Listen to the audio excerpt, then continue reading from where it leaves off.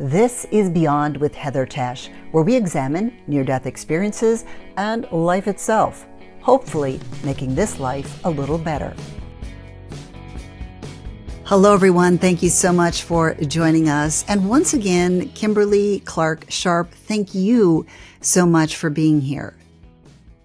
So my pleasure. You're very easy to talk with, by the way, Heather. So just a shout out to you. It's very comfortable for me. Thank you.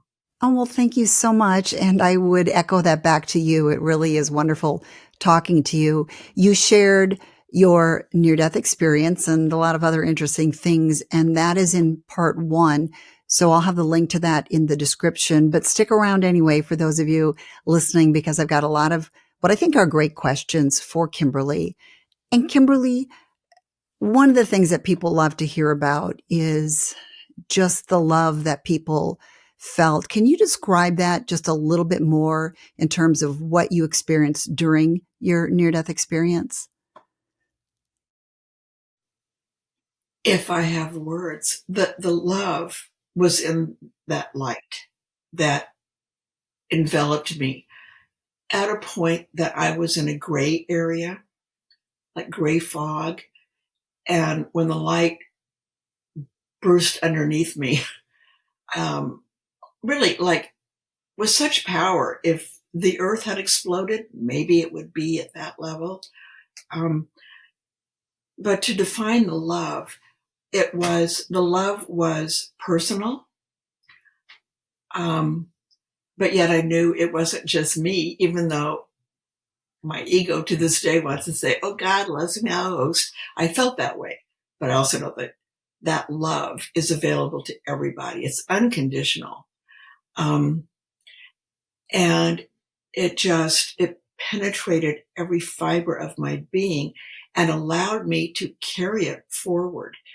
And in fact, it happened again, but I wasn't close to death. But in April of 1980, that light came back into my life. And but I haven't experienced it since then. So I actually grieve it in a way, because the love is not available here on earth except as we express it. But our poor little human hearts have a tendency to get conditional at a certain degree. So although I was infused with the love of God, God-given anyway, it's really easy to love lovable people. I mean, it's fun. When we are charged to unconditionally love unlovable people, there's where it really is important to keep that heart within us open and not be judgmental. I flunk miserably on that score, but I keep coming back to just love and love and love and love and love. And I don't know if it matters if I'm loving so I get love back, but I do get love back. I'm not aware that I'm doing it for that reason, but it certainly circles back to me. I feel beloved, as a matter of fact. So, but not everybody has to die to feel that love. I mean, or even experience the light. It's just having an open heart for everything and everybody. I think our human mind tries to understand God and understand heaven. What is the light that you experience like compared to what many of us are taught? I was never taught this. So I was raised a Lutheran. I married a Lutheran. We raised our kids Lutheran. But that was more cultural than religious even. I liked having a religious framework, but honestly, Heather, I do not need a name above a building to go in and worship. I can worship God anywhere. Like right now, doing it. It's not confined to religion or a building, and that's heresy for many religions. I can't help it. God loves everybody. That's just the way it is. And again, when I say God, it's so not religiously defined at all. At all. There are, I've interviewed a lot of near-death experiencers because of Seattle International Association for Near-Death Studies. Seattle IANS is the acronym, and we're an offshoot of the International Association for Near-Death Studies. Again, IANS. I call them Mother IANS. And I invite people to go to IANS.org and learn all about it, or to SeattleIANS.org and learn more about Seattle IANS. But that said, I founded Seattle IANS in 1982. We've been meeting once a month since then. For half that time, we heard from 2 near-death experiencers a meeting. Now it's 1, and we film them, and we've got a YouTube channel. In all that time, I have not met personally a near-death experiencer who said, no, the God that you need to worship belongs to that church. It just has never happened, or that religion. And I have spoken with people, I believe, of all religious stripes at this point, including in their own countries, in Japan, which is Hindu and Shinto, in Israel, which is Jewish, in Palestine, 1999, which is Muslim, and on it goes. And despite all that, the near-death experiencers say, no, it's not about religion. It's about prayer as a form of communication, or meditation as a means to get a download, maybe. But it's a non-biased, wide open love for everyone. Yet we as humans have a tendency to divide ourselves into us and them. And that's not godly, and it's certainly not heavenly. But there you go. We're on earth, which I call school of hard knocks.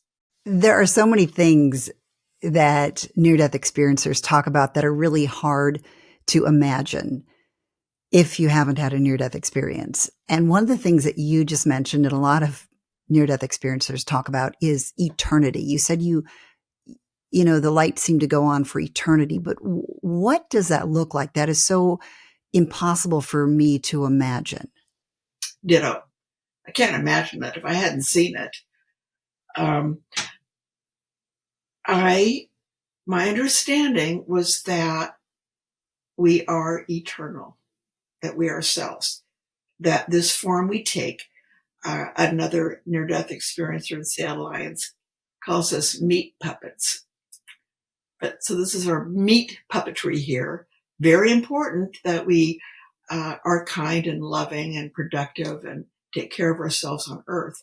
But if I'm beholding eternity, that means, well, then there's consciousness on that band of eternity, which means we've been somehow thinking of something that I believe would be my soul.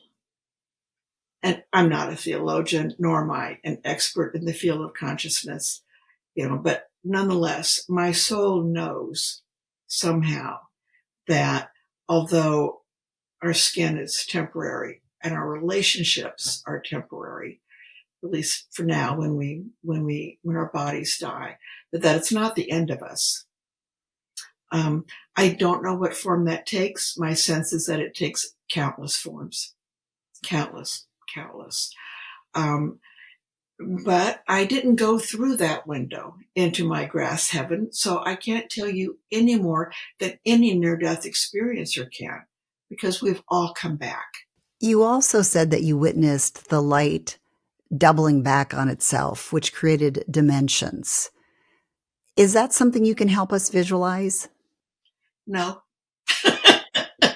Just imagine this light, and then it's, it's layering on itself. Again, we live in 3 dimensions. There's a part of science that can measure, I think, up to 5 dimensions. But it is impossible to describe. my metaphor for that is like a cartoon. Let's say Peanuts. Probably everyone listening knows the Peanuts cartoon. Well, Charlie Brown and the gang live on ink and paper. That's 2 dimensions. That's their world. That's their level of consciousness, if you will. We live as humans in 3 dimensions. How to explain to Charlie Brown that, oh no, but if you go up a dimension, you'll have hugs and food and sensual delights and sunrises, on and on and on, all that this dimension provides. It's impossible to describe to someone at a 2-dimensional level, even the quantum leap that becomes 3 dimensions. And then if we keep going up and up and up, I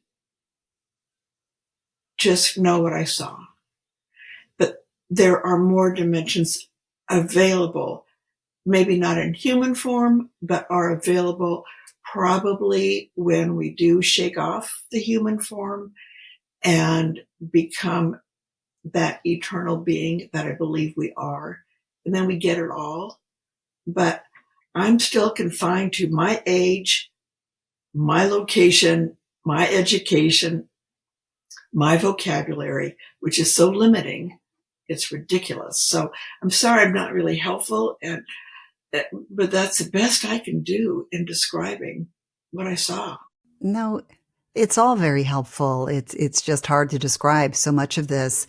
You also mentioned you kind of looked in the portal of what would be your heaven, and you tried to describe just how intense the colors were. You also said that you connected with, or you could connect if you wanted to, with each individual blade of grass.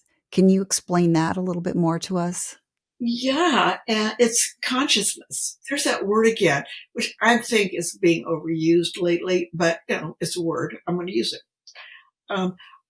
Every blade of grass had kind of like a personality and awareness, but really low level, but it was alive, and all life matters. So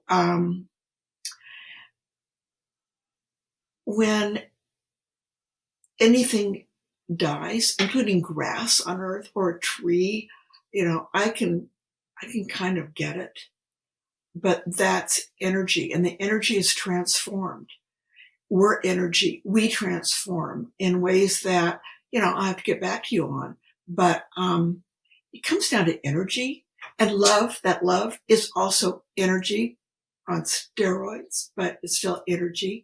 So anything created, rocks attract me. For me, rocks have energy. Again, it's low level, but I can hear them. It's like they talk to me. And it's honestly like, pick me up, pick me up.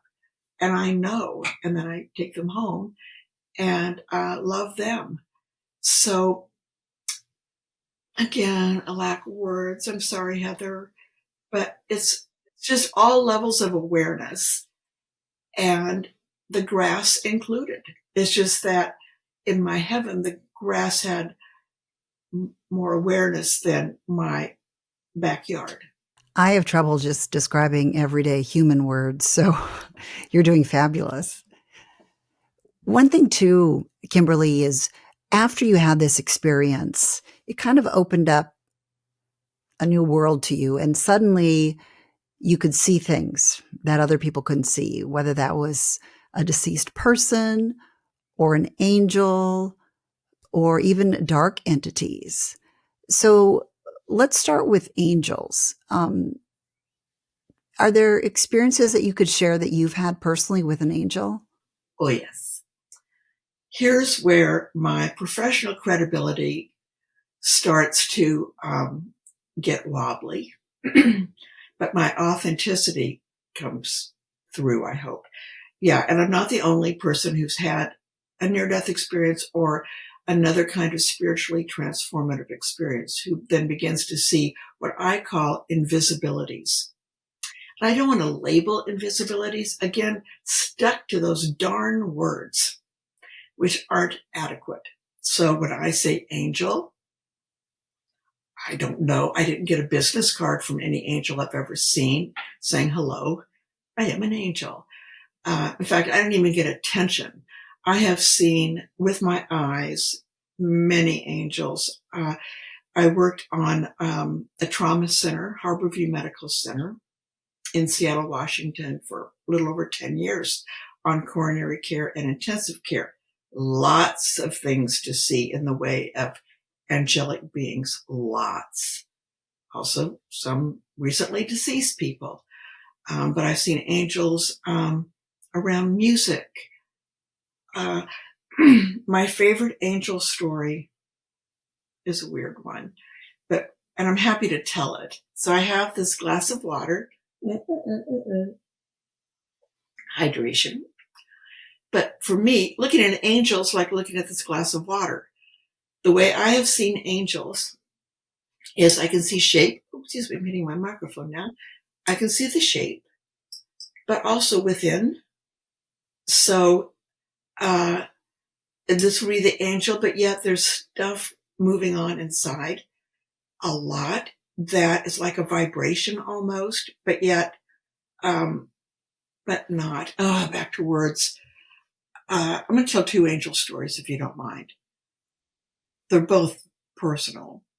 I had a patient once, coronary care unit, a guy named Saul, who was a cardiologist himself. And as it turns out, the resident on duty that day in cardiology was his nephew. Saul was brought in by our medic one. He had been really not ever come back. And then he went to cardiac arrest on the coronary care unit. I watched with, everyone else.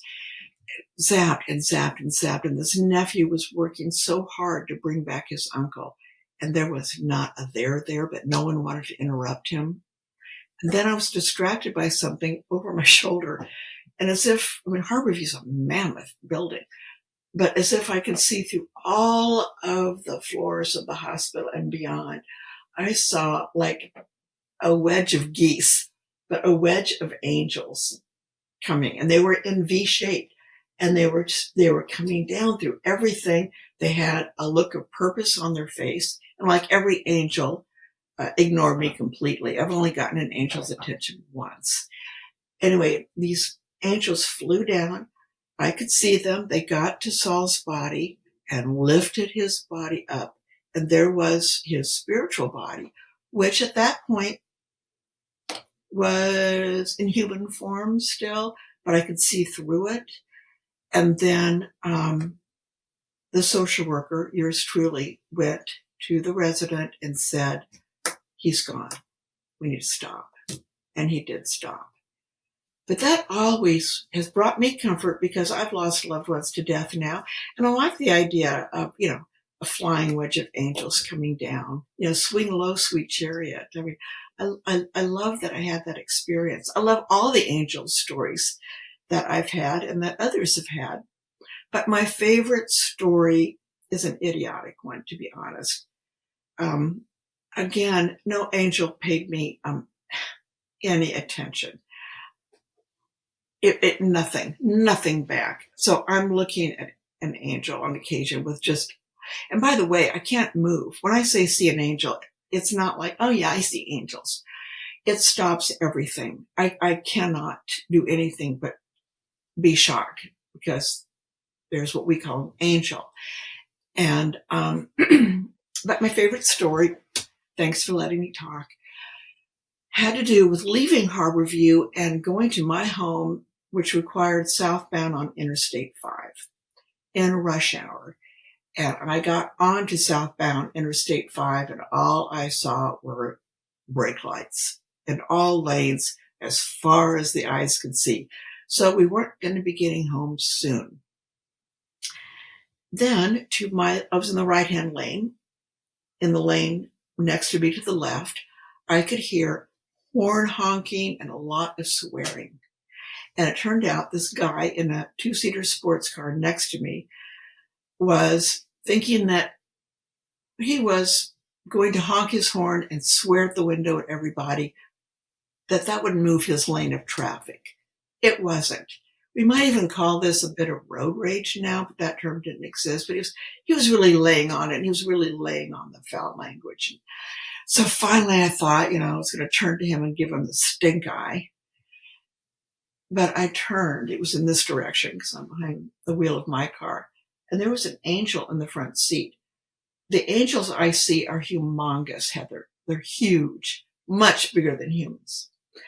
And so this angel was trying to abide by the laws of earth, space, and gravity or something. So he was like scooshed into this two-seater sports car. If he had straightened up, I think his head would have been above the roof of the car. I just would have died right there.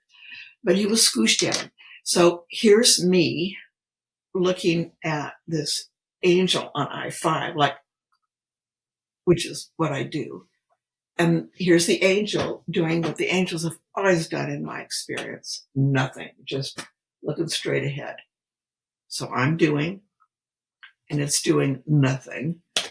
And while I'm doing this, by golly, the angel turned and looked right at me. Only time this has ever happened, ever. Looked at me and went, just shrugged, like, what can I do? He's my guy. You know, it offends me as much as everyone else to hear him, but here we are. It was like, so I haven't changed my face posture. And then the angel turned its head back, and I'm glad we're all stopped in traffic. I wouldn't have been able to drive. And his lane moved forward, and I lost sight of them all. Well, I was still, because I couldn't believe it. But also I got the attention of an angel. So I was really happy about that, again, because it was the only time. That is a great story. I want to get to a shoe story as well, so we need to save a little bit of time for that. I know, unlike during near-death experiences, time sometimes goes way too quickly here on Earth. But before I do that, I just want to ask you quickly about dark entities, because a lot of people will say, well, there's no such thing. But you've actually seen dark entities as well as angelic ones. Yes. Not the only one. It's out there. Like ants at the picnic. There's more love than the negativity that darkness brings, or dark entities, which is fear. So here we have love, God, whatever, compassion, kindness, love. And over here we have fear, which sets up a division big time. I think we all, at a certain age, can figure that out. So this darkness can produce entities, for lack of a better word. I was actually beleaguered, or even bedeviled would be a better word, for years by an entity that just was pounding away at me. I write about it in After the Light. It is scary. I apologize to future readers. It's scary stuff that I write about. But then I learned, when my own wedge of angels came down, they weren't in a wedge, they just were there. And I wrote in After the Light that if I saw that countenance on any angel that was looking at me, I'd be scared myself. But they were good guys, but they were there like to do battle or something. It sounds, I don't usually talk about this, so, but I learned that we're the boss of them, and we are. So if negative energy is bothering someone, you be the boss. You are the boss. We have dominion. And so if a location is scary, I have gone in and just said, hey, you know, if you're not paying rent, you got to go out of here. It's pretty simple. Just get out of here. Again, ants at the picnic. We can get rid of those elements in our life. That means we have to fill that space of fear with love. Gets back to that. And are those negative entities proof that there's a hell and that some people are going to end up in hell? There are a lot of people who have a near-death experience who have hellish experiences. A bunch of years ago, a researcher in Florida actually counted my frightening near-death experience cases and came up with 14% of my own cases were scary. That's, and other samples, it's been as low as 3. In other samples, it's been higher than 14%, but I can live with 14%. I believe I hear a lot of frightening experiences because I'm open to it. I get it. And the person sharing that experience knows that I get it. The thing about a near-death experience afterwards is that it's pretty easy to read people, and I am an open book. I mean, so if I'm talking to someone about a frightening near-death experience, a hellish one, it was hellish for that person, big time. But I have not talked to a near-death experiencer ever who stayed there or felt that it was a permanent place. Usually it's described as another level of school or a place for us to learn to feel empowered and get the heck out of there, or to pray in these scary near-death experiences that I've heard. They were there. It was horrible. They got out. It was not a permanent place. None of the people I've talked to have ever told me that they thought it was permanent for anyone. Again, that's heresy in many religions. Can't help it. God's in charge, not people's religious judgments. So I go with what God says, and God says, you want out of a bad situation, you can pray. Doesn't mean the prayers are going to be answered like we want. There's another little glitch there. A whole other lecture I've got about praying, but again, I'm a good whiner, as I mentioned in the earlier episode. I whine to God all the time. Sometimes my prayers are answered. Sometimes the answer comes as a no, but it's an answer. Well, from kind of a scarier topic, let's go to something a little bit more fun, shall we say. Let's talk about the incident with the blue tennis shoe. Yeah, that was a doozy. Again, back to Harborview, coronary care unit, intensive care unit. The coronary care unit at Harborview to this day is on the second floor on the north end of the building. And again, this is a massive building. A woman was admitted. Her name was Maria. These people have names. She was admitted unconscious, but came around. The next day, I met her doing my little social work intake stuff. My Espanol, bad. Her English was bad, but we somehow worked it out. Then later that day, she went back into cardiac arrest, just like with Saul and the Wedge of Angels. I was in the doorway, as I was wont to do, watching her resuscitation. It was an easy resuscitation. I left. She was still unconscious, but I went about my business. Later, I was called back to the coronary care unit. Maria was awake, agitated. Her nurse couldn't find a translator, was afraid that Maria's agitation would kick her back into cardiac arrest. Well, we didn't want that. So, what to do? Call the social worker. So I went in. So to compress more time than we have here, Maria first told me that she was above her body. She showed me where in the ceiling she was floating. She could see everything. She could tell me who was in the room. She told me about the equipment. Even about this paper coming out of a machine, which she wasn't taught about. That I knew in her education from the nurses about what would happen if she went into cardiac arrest. That machine wasn't mentioned, but she saw it, and that was correctly, but I didn't believe her anyway. I hadn't really come to grips with my own experience, so I wasn't going to come to grips with hers. But then she said she was out the window of the emergency room door. That she was out her window, but then in front of the emergency room door, she explained the one-way driveway, the automatic doors opening. And I thought, well, her room's above the door, so someone might have moved her bed to the window. She saw it. Well, duh, Kim, there's a flat roof. Every emergency room in the world is going to have a roof over the entrance so that people don't get wet. And so again, I was the best and worst person for her to talk to. But then she said she saw a large blue tennis shoe on a different floor, a different part of the building. She had no idea where she was because she hadn't been there. But she was agitated, not because she was unhappy, because she was excited. Because when she was out of her body, she saw a shoe on a ledge. And it was such a bizarre thing to see. Like, why would a single shoe be on a hospital ledge? Anyway, the question begs to be answered. And she wanted me to find the shoe. So to make a longer story short, I flunked. I went outside. I didn't see anything. I went inside. Luck of the Kim. I started on the wrong side of the building inside, but eventually made my way. Third floor, center of the building, looked down, and there was a dark blue tennis shoe on the ledge. She had said also the little toe was scruffed up and that the lace was white and it went under the heel, in case I got it confused with any other tennis shoes out there. But indeed, looking down, I couldn't see the little scuff part, but I could see the lace coming out from under the heel. And that's when everything happened for me in terms of integration. In that moment, my head bonked against the glass because I was going to fall down. Really, I couldn't, like seeing an angel. I just suddenly couldn't move. And out loud, with my mouth right up against the glass, so it made a little fog, I said, "This happened to me."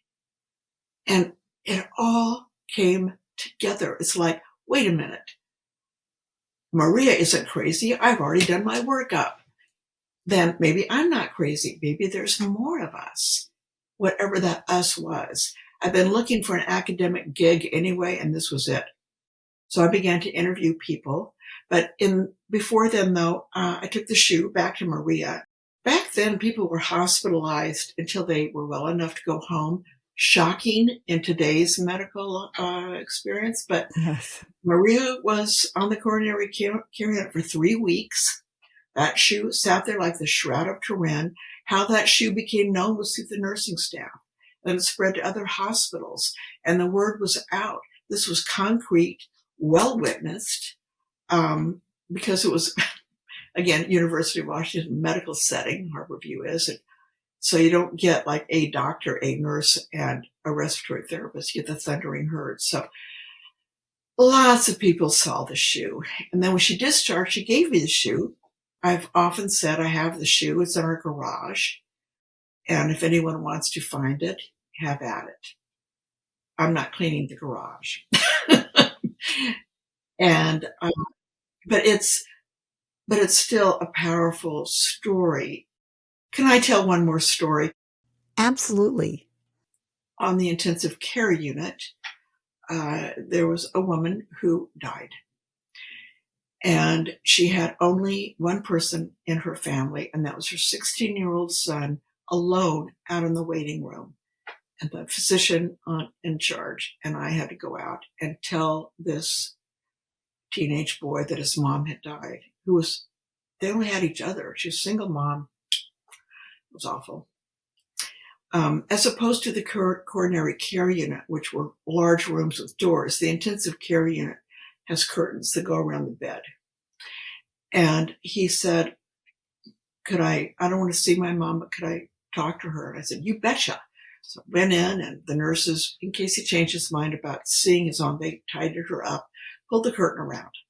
I went out, got him, walked back to her bedside in the intensive care unit, by her head on the other side of the curtain, and said, whatever you want to say to your mom, this is your shot. This is your time to say it. Say whatever's on your heart. Take as long as you want to talk to her. I know she can hear. Well, I knew she could hear because the woman was standing there with her arms invisible, like angels that I could see through her, but human form. But she looked like herself. Her arm was around her son as her son was talking to her body behind the curtain. She was right there with him. And that's also available when we lose someone that we love. That doesn't mean they're not around us, trying to comfort us or communicate. We're just thick in this atmosphere and in these bodies, so we don't always respond. And there's something about a near-death experience or similar experience that can crack that perception open, and we can see invisibilities or hear from them or whatever form that takes. I promise. And that is what's so comforting and why so many people want to hear these near-death experiences. And Kimberly, you're doing exactly what you were told if you stay here on Earth that you'll be serving. And certainly by sharing this story, you've got your book, of course. And yes, this is the old cover. So there's a more modern cover out there now. And also your service with ION. So can you just take a moment to just fill us in on some of this?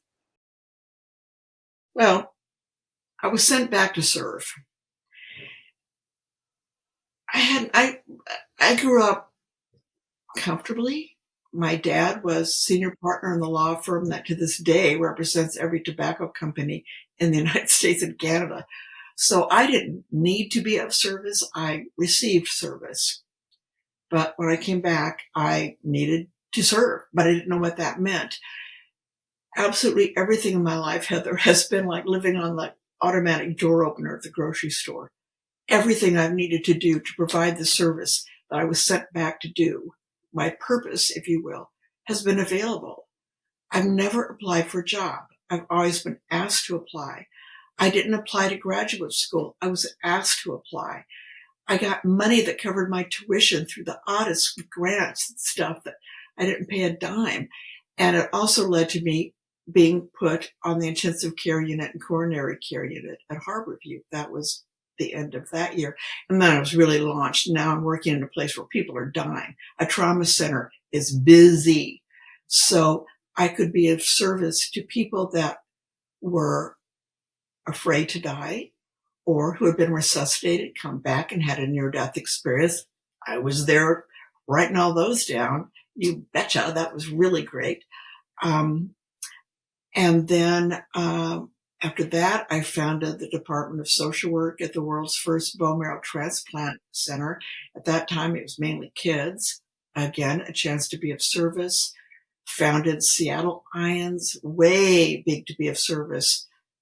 Wrote a book I didn't ask to write. I was asked to write that book. I was lifted up and carried to write that book and get published by, an excellent publisher. That book's in the Library of Congress now in Washington, D.C. So Oh, that's wonderful. pretty cool. But I can't own any of this because, again, I've been just placed where I needed to be of service. And by that means getting out of oneself and helping someone else. It might take the form of someone trying to take a wobbly selfie and me stepping in saying, "Hey, do you want me to take your picture?" People are usually really grateful. To white knuckling it with someone who is one of those harder to love people also come along. I'm in service. Now I'm a licensed clinical social worker. I can practice in all 50 states at that level of licensing as a therapist. And I do, which is hard at times because I don't have time. I still have to live by the clock here. And so I can only do what I can, but I like it. I like helping people. Feels good. Kindness is good, is my bottom line. Just to be kind. Oh, you can be of service by smiling. That's really fun and easy. So just walking along, just look at someone and smile. And that's what these near-death experiences teach us, is just to be kind, to be more loving. And that's why I love sharing them with other people. Kimberly, before I ask for some parting wisdom, I just want to say to everybody that is watching, that's listening, to please, if you've enjoyed this, give it a like. If you know a friend that might be interested, please share this as well. If you haven't subscribed, do that. And then also, Kimberly and I would love to hear your thoughts and your comments. So please leave those as well in the comments section. So Kimberly, when you look back at the things that you've learned from this near-death experience, what's something that really stands out, some wisdom that you would like to leave people with? Be nice to everybody.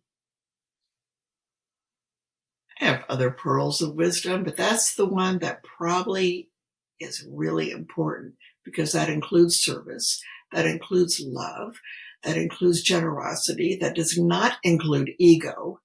By the way, though, my ego's always on standby. I kid you not. I mean, I'm not out here Saint Kim at all. But being nice to everybody checks off a lot of boxes in life. That's my bottom line best recommendation for being happy and for sharing that happiness with others. That is fabulous advice. And thank you for being so nice to join me today and also to tell your story to my audience as well. It has been wonderful having you here, Kimberly. Thank you. And I want to hug you, but we're not close. But the thing about being alive that's really great is that this is where the hugs are. Mm-hmm. So if you love somebody, give them a little squeeze too. And I feel like I love you, Heather. Oh, Thank you I so love you as well. Thank you so much. You are so welcome. Thanks for joining me on Beyond with Heather Tesch. Please add comments and questions you'd like future guests to answer. Also, if you liked what you heard, please hit the thumbs up button and subscribe. That'll help keep this podcast going. You can also go to Beyond with Heather Tesch to look for more episodes.